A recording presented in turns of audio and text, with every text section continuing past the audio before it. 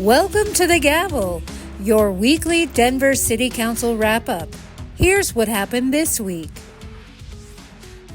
On Monday, April 8th, the Charter Review Committee heard a proposal that would allow collective bargaining for certain city and county of Denver employees. There would be no major changes to career service rules currently in place. Workers will continue to be covered by CSA until conditions are altered through collective bargaining. And through negotiations, workers could collectively bargain to keep CSA protections. So just the fact of bargaining does not inherently negate the existence of the CSA protections. The proposal is sponsored by 4 City Council members who will brief the Council more with details on the process and potential problems. The proposal, if approved by the Council, would place the proposal on the ballot for voters to decide. On Tuesday, April 9th, the Finance Committee sent to the full City Council a proposal to give the Auditor's Office subpoena power for wage theft investigations. Currently, the Auditor's Office is charged with enforcement of Denver's wage theft laws.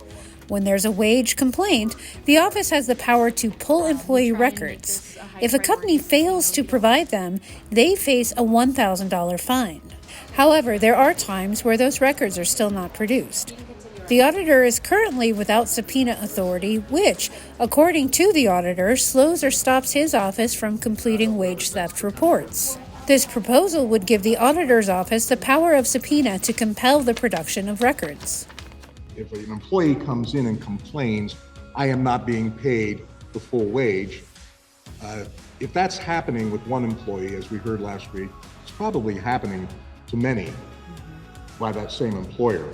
So this would allow the auditor to obtain records, not just for that one employee who lodged a complaint, but for the workforce for that company to see, is this happening with all of the employees? That's one of the very important aspects of this bill.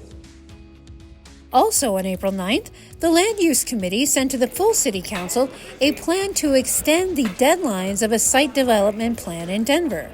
The extension is to address a surge in applications combined with a shortage of staff. After 180 days, the applications would expire, so the city is extending the deadlines to prevent companies from having to restart the process. And so this graphic shows the status of all of the grace period projects that were in the pipeline as of June 30th, right? So that was over 1,600 records. We've seen an increase in the number of closed inactive, closed approved, right? So we're continuing to work through the remaining projects, and we have the total pipeline right now is under 250 projects. The new deadline will be set to April 18th, 2025. Since 2023, City Planning and Development has filled 11 job vacancies, rebalanced their workload, and focused more on projects that fell into the grace period.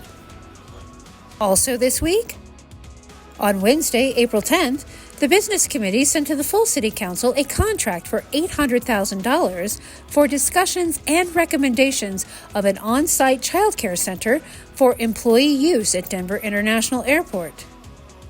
You can find links to City Council meetings, schedules, agendas, events, and news at denvergov.org/citycouncil. Denver City Council meets every Monday at 3:30 at the City and County Building Council Chambers, or tune in live on Denver 8 or Zoom. Be sure to follow us on Twitter, Facebook, and YouTube for Denver news, events, and information.